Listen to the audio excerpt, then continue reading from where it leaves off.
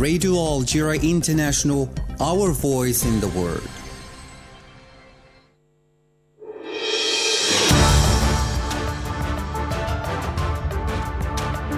This is the English service of Radio Algeria International.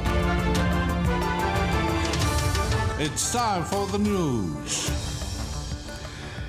The President of the Republic, Mr. Abdelmajid Tebboune, has extended his condolences on the death of the former National Liberation Front player, former national team coach, and former president of the Algerian Football Federation, Rachid Makhloufi.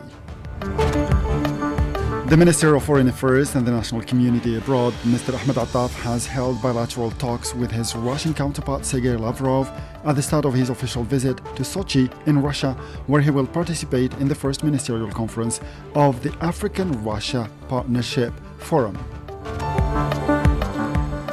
And as the UN warned that the northern part of Gaza was threatened by famine, the Israeli army has continued its pounding of the territory, killing at least 14 Palestinians, including children.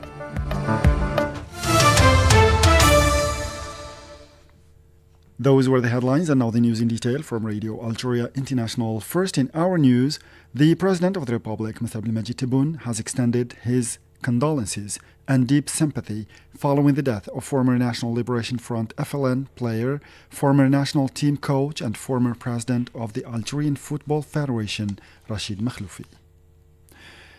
The Minister of Foreign Affairs and the National Community Abroad, Mr. Ahmed Attaf, has held bilateral talks with his Russian counterpart Sergei Lavrov at the start of his official visit to the resort town of Sochi in Russia, where he is participating in the first ministerial conference of the Africa-Russia Partnership Forum.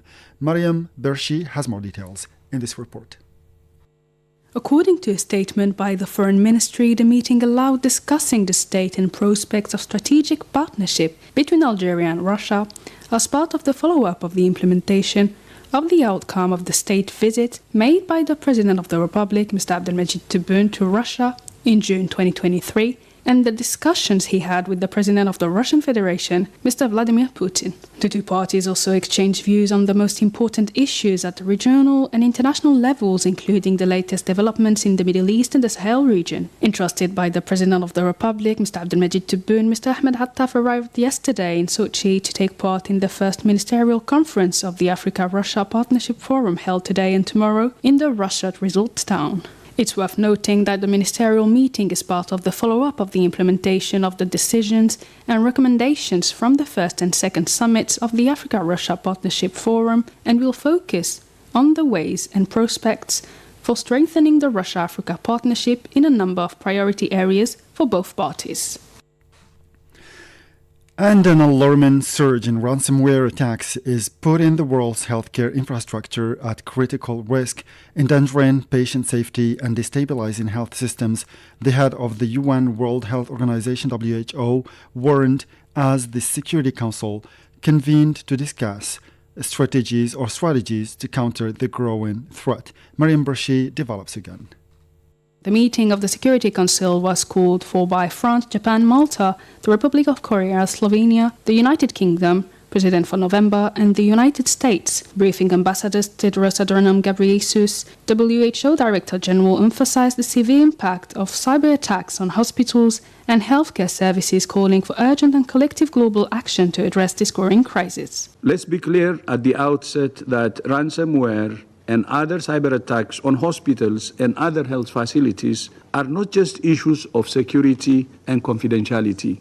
They can be issues of life and death. At best, these attacks cause disruption and financial loss. At worst, they undermine trust in the health system on which people depend and even cause patient harm and death. The digital transformation of health systems, the high value of health data, increasing demands on health systems, and resource constraints all contribute to making health facilities attractive targets to ransomware attacks. The Algerian representative, for his part, emphasized the UN Convention on the fight against the use of information and communication technologies for criminal purposes, led by Algeria, which shows what can be achieved through genuine multilateral cooperation. We must call on all member states to collectively work together to strengthen the cybersecurity and resilience of critical infrastructure and work to confront and disrupt the ransomware threat. The General Assembly has repeatedly endorsed by consensus the UN Framework of Responsible State Behavior in Cyberspace, which makes clear that international law applies in cyberspace and that states are expected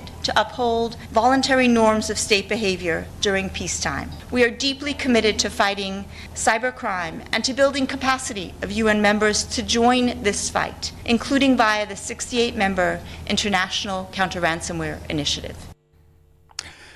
And as I said before, the Algerian representative emphasized the UN Convention on the Fight Against the Use of Information and Communication Technologies for Criminal Purposes led by Algeria, which shows that what can be achieved through genuine multilateral cooperation. We must call on all member states to collectively work together to strengthen the cybersecurity and resilience of critical infrastructure and work to confront and disrupt the ransomware threat. The General Assembly has repeatedly endorsed by consensus the UN Framework of Responsible State Behavior in Cyberspace, which makes clear that international law applies in cyberspace and that states are expected to uphold voluntary norms of state behavior during peacetime. We are deeply committed to fighting cybercrime and to building capacity of UN members to join this fight, including via the 68-member International Counter-Ransomware Initiative. That was the United States Deputy National Security Advisor for Cyber and Emerging Technology, Anne Neuberger, who spoke ahead of the Security Council session, where a coalition of member states addressed the press, highlighting that the General Assembly has consistently endorsed the UN Framework on Responsible State Behavior in Cyberspace. This framework asserts the applicability of international law in cyberspace, expecting states to adhere to voluntary norms of conduct during peacetime. And the increase in ransom attacks against healthcare facilities due to the rapid emerging and significant development of electronic hacking-aware and artificial intelligence amid mounting threats on account of the lack of international regulatory standards in this field. The recent successful outcome of the UN Convention on the Fight Against the Use of Information and Communication Technologies for Criminal Purposes that Algeria had the honor to lead its talks demonstrates what can be achieved through genuine multilateral cooperation when it's adequate in context. And now, as the UN warned that the northern part of the Gaza Strip was threatened by famine, the Israeli army has continued its pounding of the territory, killing at least 14 Palestinians, including children. Mariam Bershi has more to tell. Palestinian sources affirm that over 30 people were killed in the airstrikes that targeted a school in Gaza city center and a camp sheltering displaced in the southern town of Khan Yunis. This came as the UN affirmed that there was an imminent and substantial probability of famine on account of the rapid deterioration of the situation in the Gaza Strip. In a new report issued by the Infection Prevention and Control stressed that 1.8 million people were facing high levels of an acute food insecurity and malnutrition across the Gaza Strip. The UN Secretary General spokesman Stephanie Lambry is having more on the issue. According to the alert issued by the IPC's Famine Review Committee, there's a strong likelihood that famine is imminent in areas within the northern Gaza Strip. The alert further underscores that the humanitarian situation in the Gaza Strip, as we have just detailed, is extremely grave and rapidly deteriorating. They're calling for immediate action within days, not weeks, and this action is required from all who are directly taking part in the conflict or who have influence on its conduct to avert and to alleviate this catastrophic situation. A previous IPC report issued last month and based on expertise provided by NGOs and UN agencies, including the World Food Programme, showed that over 340,000 people would be confronted to terrifying levels of famine between November and April 2025, representing 16% of Gaza's population. Earlier, a report released by the United Nations Higher Commission for Human Rights affirmed that during the same period last year, the number of women and children killed in the Gaza Strip represents 70% of the victims. And to Africa now, where the UN Office for Humanitarian Affairs, OCHA, has said that the floods in South Sudan had affected 1.4 million people and displaced more than 379,000 others. In a statement issued by OCHA, the organization warned of a resurgence of malaria in several regions affected by the bad weather. It added that this upsurge in the disease, also known as malaria, is overwhelming the health system and exacerbating the situation and impact in the areas affected by the floods. A previous assessment by the organization a month ago counted some 893,000 people affected by the severe flooding in one of the world's poorest countries and more than 241,000 displaced. According to human organizations, South Sudan is facing its worst floods in decades, particularly in the north. According to OCHA, the floods are affecting the inhabitants of 43 countries and the Abyei administrative region, an area claimed by both Sudan and South Sudan. Bolivia's constitutional court has upheld the ban on presidents serving more than 2 terms, putting an end to any possibility of left-wing ex-president Evo Morales standing for re-election in 2025.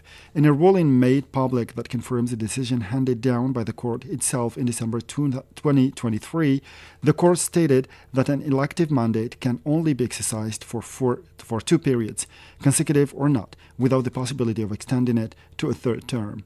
The ruling was made in response to a request from a member of parliament who had asked the court to dispel any doubts about the interpretation of its 2023 ruling. After coming to power in 2006, Mr. Morales was re-elected for the period from 2010 to 2015, and later, thanks to a constitutional amendment for a 3rd term running from 2015 to 2020, he then got the courts to declare re-election a fundamental human right and ran for the 4th term for the period from 2020 and to 2025.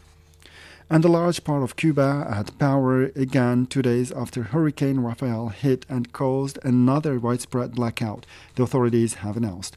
According to the government, 13 of the country's 15 provinces have been reconnected to the national electricity grid, with the exception of the western provinces of Artemisa, the hardest hit by the hurricane, and Pinar del Rio at the western end of the island. The provinces of Havana and Mayabeg were also reconnected to the electricity production system, but many residents were still without power due to the damage caused by Rafael to electricity poles and transformers.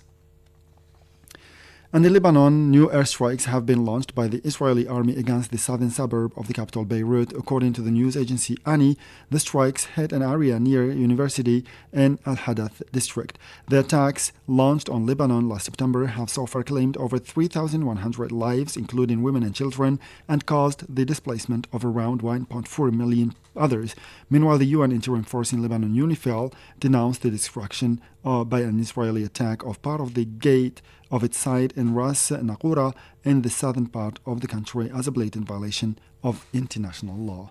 And with this, we come to the end of this news bulletin. Time now for a weekly program, starting with our program compiled and presented by my colleague Miriam Barshi, entitled Echoes of Time. It will be followed by another program on economy by my colleague Said Bougazi. As for me, I'll meet you again tomorrow for a fresh edition of our news bulletin. Until then, stay tuned to Radio Alger International, and bye-bye for now.